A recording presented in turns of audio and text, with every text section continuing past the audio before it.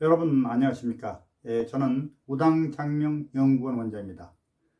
이 시간에는 우리가 이름을 지을 때, 그러니까 장명이나 개명을 할 때 한자 적용에 있어서 소위 말하자면 필액이 아니고 원액수로 따진다는 그런 말씀을 드리려고 합니다.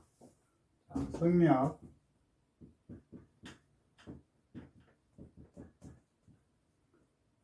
한자 획수.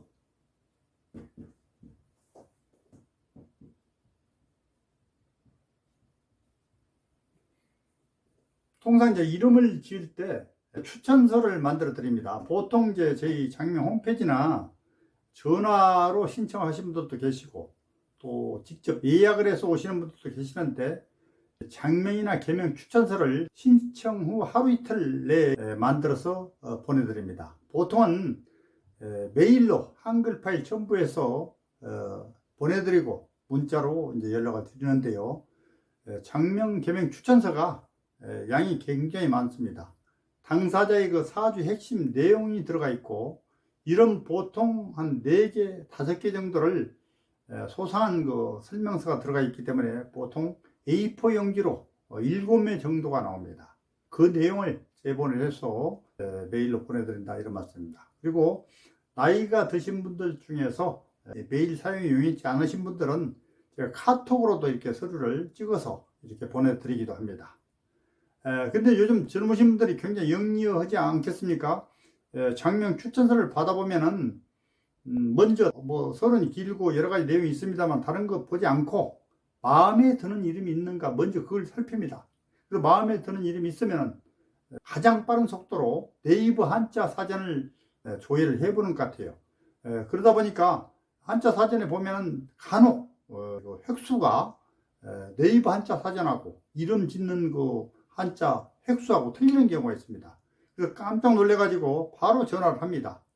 한자 획수가 틀리다고 하면서 전화를 하는데, 제가 그걸 이제 방지하기 위해서 추천서 상단에 이렇게 표를 만들어서 이러이러한 이유 때문에 틀릴 수도 있다 기재를 했음에도 불구하고 보지 않고 이름만 먼저 보고 이렇게 전화를 하게 된다는 것입니다. 물론 뭐 소상히 또 설명을 드립니다만은, 그래서 그 한자 획수가 틀리는 내용에 대해서 오늘 간략히 말씀을 드리려고 합니다. 성명 한자 획수요. 자, 바로 이제 사례를 바로 써서 한번 설명을 드려보겠습니다. 이게 물 숫자이고 강 이름 숫자이기도 해요. 강 이름. 자, 이 숫자는 보면은 점이 3개 있죠. 이게 삼수변이라고 그러죠. 근데 이게 물 숫자가 이렇게 변한 겁니다. 물 숫자. 이건 3액입니다. 그러나 이제 물 숫자는 4액이죠. 획수가 1액이 틀리죠. 그래서 이 물 숫자를 네이버 한자 사전에 보면은 또 아래 한글도 마찬가지입니다. 9액으로 나와 있어요. 9액으로. 그런데 이름을 지을 때는 10액으로 보고 이름을 짓는다. 이렇게 차고 없애야 되겠습니다. 물 숫자에 대해서 제가 설명을 드렸고, 그 다음에 이 제자가 있습니다. 끌 제자이기도 해요. 그리고 이게 이 부수가 뭐냐? 이 부수가 이게 이제 원래는 제방변이라고, 제방변.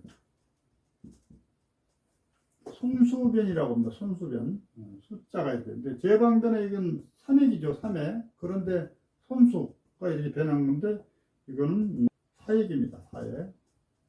제방변 손수변이라고 하고 플러스 1. 그래서 이 제자도 조회를 해보면은 12액으로 나와 있어요. 그런데 이름을 지을 때는 13액으로 보고 이름을 지어야 된다. 차고 없애야 되겠습니다. 제자 설명을 드렸습니다.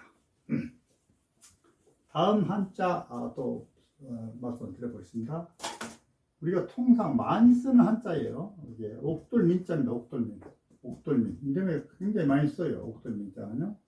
옥돌민자는 원래 이 왕자가 구수록자가 이게 점이 없어진 채로 이렇게 만들어진 것입니다. 그래서 이 왕자는 4액이나 이거는 구수록은 5액입니다. 그래서 여기도 한 획수가 틀립니다. 그래서 옥돌민자도 조회를 해보면은 획수가 9액으로 되어 있으나 이름을 지을 때는 10액으로 보고 이름을 짓는다. 옥돌민자가 2개가 있어요. 2개가 있는데 또 그 임금방변에 걸을 문자 그것도 있어요. 근데 그거는 획수가 또 하나 틀리죠. 그 다음에 이런 한자 있죠. 볼시변에 이게 볼시변, 이게 볼시.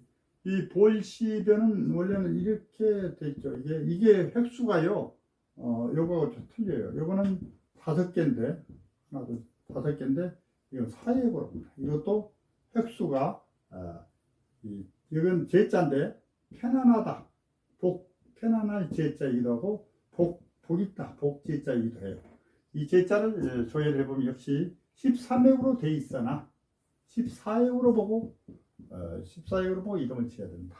볼시변이 한자가 또 대단히 많습니다. 그 다음에,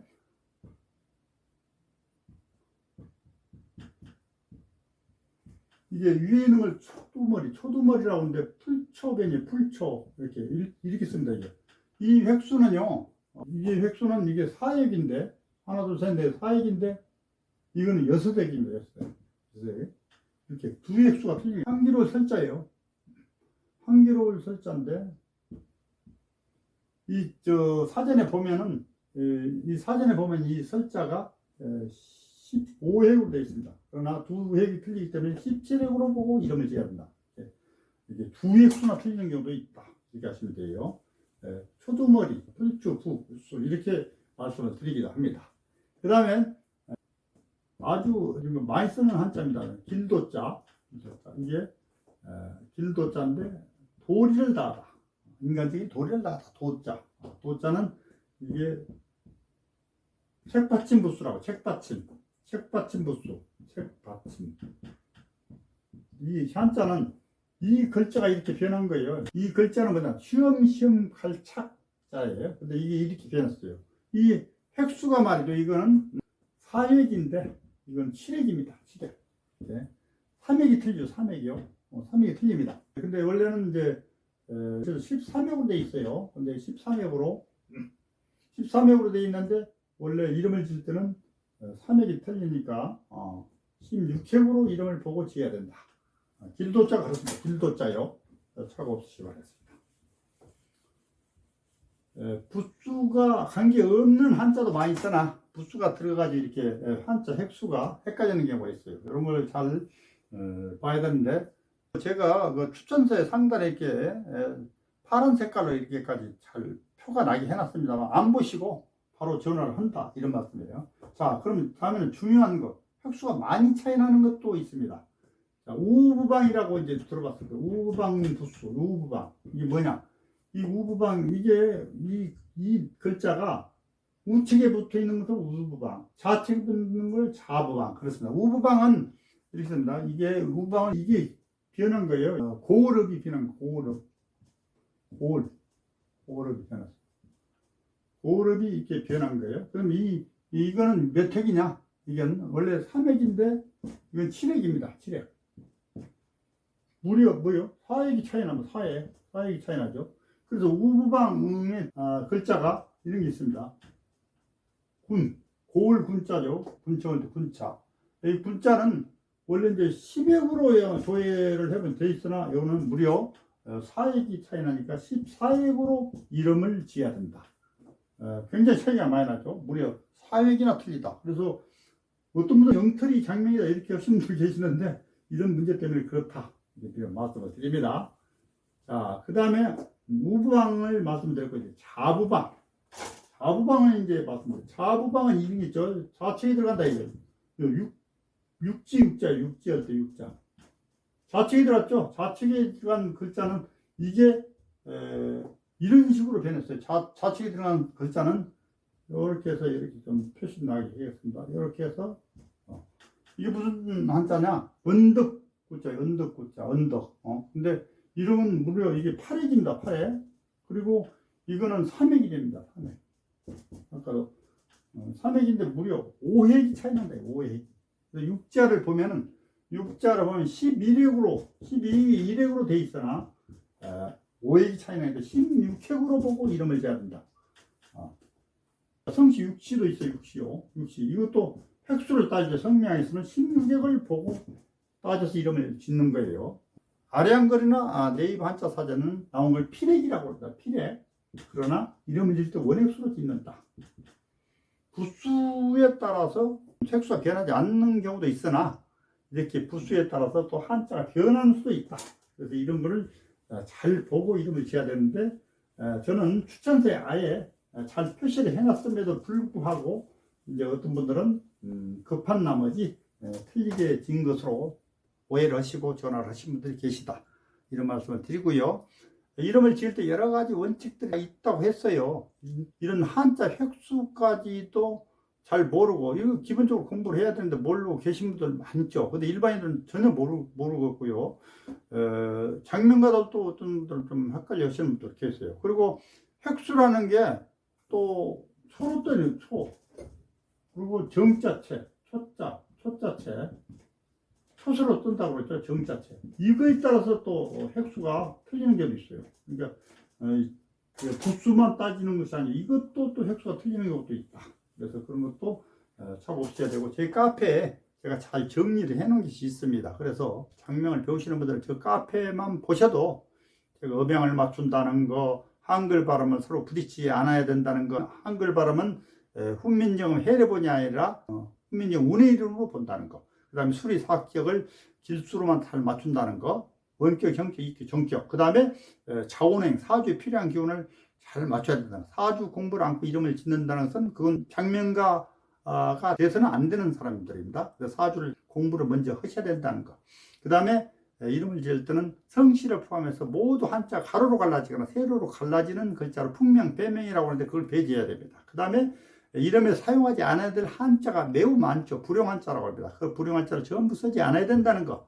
그 다음에 나이에 걸맞는 이름.